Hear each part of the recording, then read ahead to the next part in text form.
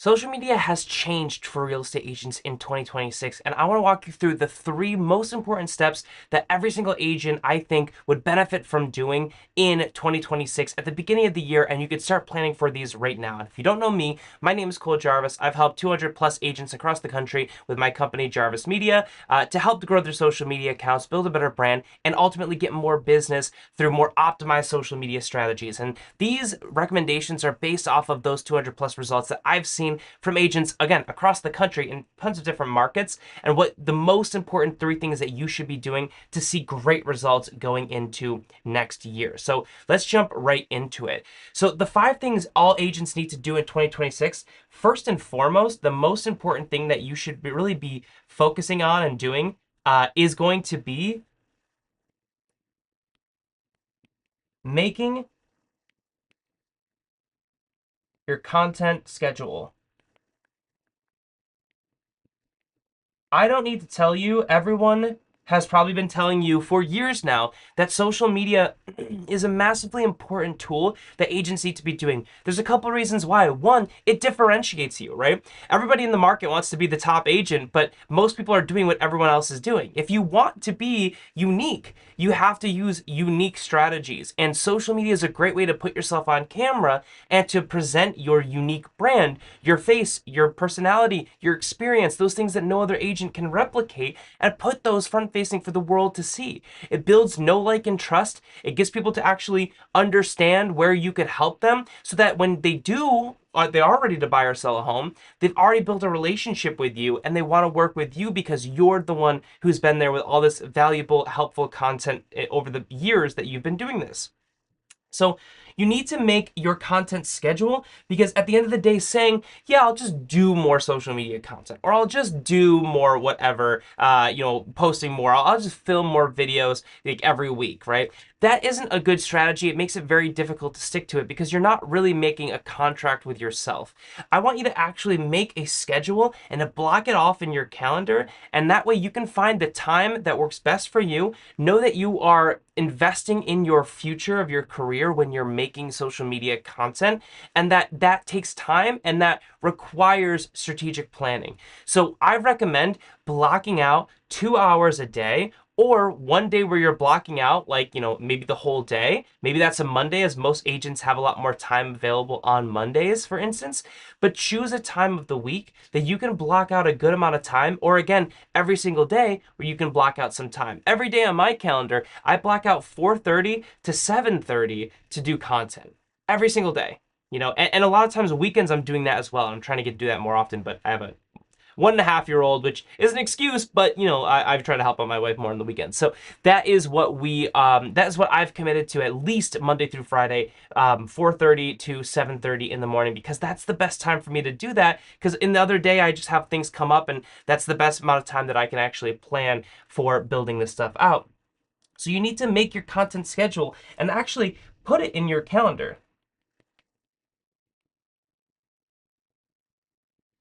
Add, notifications slash reminders so that you don't miss it, so that set your alarm.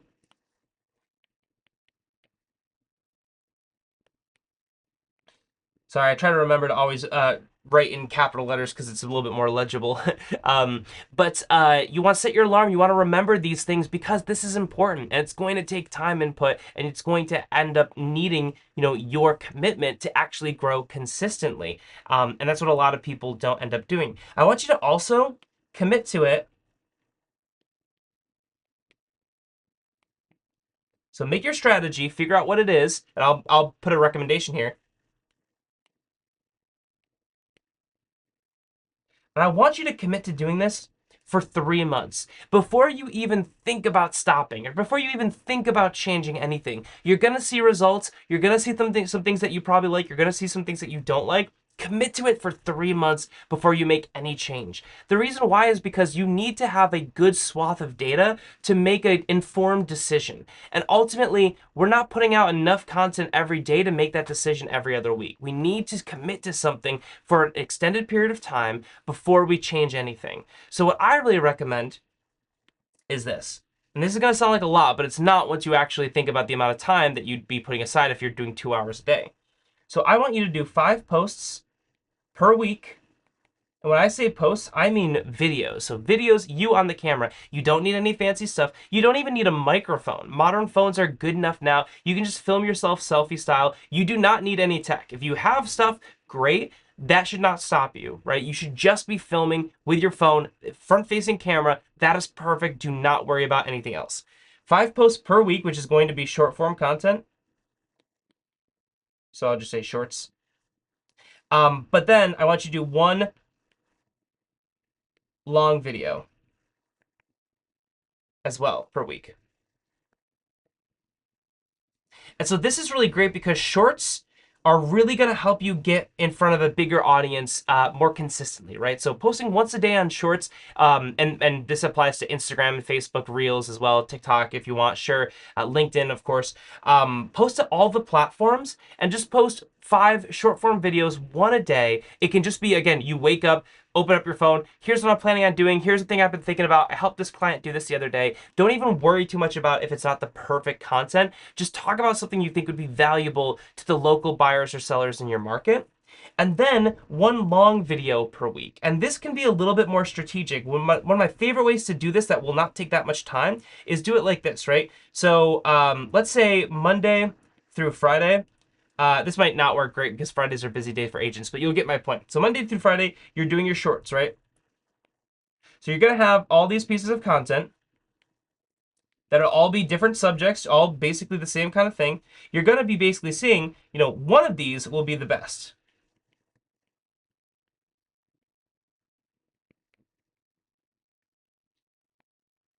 And so you want to take that one content, let's say it's like this video, right, that you posted on, let's say Thursday or whatever it might be. That video, let's say, performs the best, right? Great. Take that and make a longer video version. And again, nothing fancy here. You can still film this with your phone. Just take that phone, tilt it horizontal, point it at you, and you can still do selfie style. That's totally okay. But you can, or you can set it up on a mount, whatever you want to do, and then just film, or your laptop camera. Like, it's not going to be the best quality, but don't let that tech stop you from actually doing the work. And just film a longer video where you dive deeper into it. Like, let's say on Thursday you're talking about why this one neighborhood is seeing way more homes listed, and you can talk about like, well, why that is. What about that neighborhood makes it people want to sell, or is it a good place for buyers to look, or what sellers should do to get the best bang for their buck. All of these different things, right? Like, you're an expert in this industry. You know what these people need to know if they're looking to buy or sell in your market. So talk about that. Talk about the local area. Localized area content, by the way, is great, and it's such a perfect way to make evergreen and recurring news content by just talking about your market, right? People love their market. People love knowing about the stuff in their area or the towns near them, what's happening. So talk about that, right? And you can be the person to give that to them in your own, fun, unique way, which will help you build an audience of people who like you. So ultimately, you want to be making and scheduling your content, making your content schedule, I should say, because that is where you're going to actually commit to making consistent content that's going to see the best results possible. Next is I want you, the second most important thing that you should be doing for 2026 is turn off auto posting. Now, if you work with somebody who's like helping you like record content and then like edit it, like for instance, like what we do, if you're interested in learning more, link down below. That is okay because it's your face, it's your brand, it's your message that is on that content. I'm talking about the things that you sign up for like $100 a month, where they're taking the same reels of a nice like contemporary home, or like these infographics, and they're just posting it to your account. Like, they're posting the exact same post to 40 different accounts across your market, or thousands across the US every single day. The whole point here is that we want to be unique. We want to stand out. We want to outperform the other agents in our market. So if we use a tool that posts to everybody else's account like us, that doesn't help us, right? We need to actually have unique, or I should say a unique brand.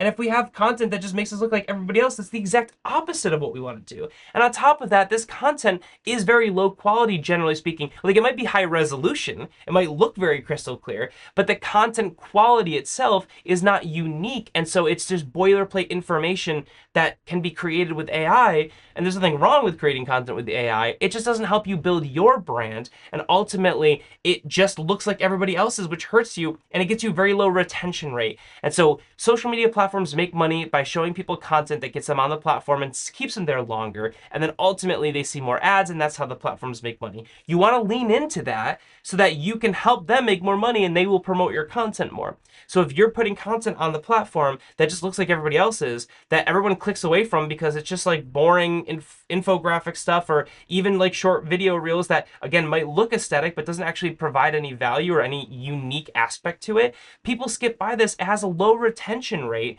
versus the content you would make with yourself talking to the audience. And so therefore, you're not going to see great results there. And that's going to hurt your retention rate, which when you do finally make a great piece of content with your face and your brand on camera, you're going to be hurt based off of that track record of having low engagement because of these auto posts. And that really, really does not help you. It really makes life harder for you once you finally commit to doing the right kind of content. So first things first, or I should say second things second, turn off the auto posting. It does not help you. I'd rather you post one time per month than have 30 posts that are all terrible that get you low results. At the end of the day, that stuff doesn't make you, it doesn't really promote your brand. It doesn't keep you relevant because it doesn't feature you. So it doesn't help at all. And it gives you a false sense of hope that like your content is growing when it's really not. Because again, even if people see the video, it doesn't feature you. So it doesn't actually help people know, like, and trust you, the agent. At which point, you're paying $100 to get a consequence opposed to a good result. It's a terrible strategy. So the reason that they do that is because it's easy to market to people to say, oh, we'll give you 30 posts a month and it'll only be $100 or $50 or whatever it is. But at the end of the day, $50 for something that makes your marketing worse is a bad deal. So don't do that. And then the last thing, the most important, or the third most important thing that agents should be doing in 2026 for their social media and their marketing in general is to update your accounts. So this has a couple different aspects to it. So first and foremost, you need to be making sure that you have the same thumbnail image across all accounts. Again, it's slightly more minor, but you want people to see the same thing on Instagram or YouTube or Facebook and be like, oh, I know this person. I've seen this picture before. That's how you start to build know, like, and trust. That's how you start to have people recognize you. And that recognition will help people be like, oh, yeah, I've seen their content before. Maybe I've seen their long form content on YouTube. Now I'm seeing their short form content on Instagram. Yeah, like, I'll watch this video. I liked that video before. And that is how you build an audience, right? So you need to have thumbnail consistency. And now you also need to, of course, have the really important stuff in the back end, which it amazes me. But out of the hundreds of agents that I talk to every year, this is what blows my mind. Some of the best agents out there have like a nice looking website and all of this stuff, and like they still won't have the right links, or things won't attach. Or you go to Zillow and it sends to like a dead website page, right? Like, you need to actually make sure that you have the proper links built out, right? These need to be going to the right places. They need to be going to consistently the same places, because that's also how you can track results. So I really recommend that what you want to have is your social media is your top of funnel. So your social media is your top of funnel. I'll do this right here.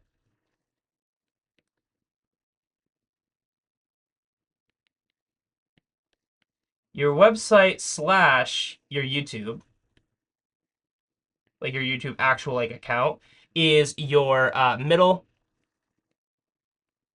And then at the very end of your funnel, that's where you're gonna have like your email. Oops. database, I mean your database in general. Email, I'll say like slash like SMS database. Basically really your CRM. And then maybe any kind of like if you have like any kind of like local like groups or community pages, that's going to be at the very the bottom of your funnel. So the way you want to sure that your links go is that your social media is leading people down your funnel into your website slash your YouTube,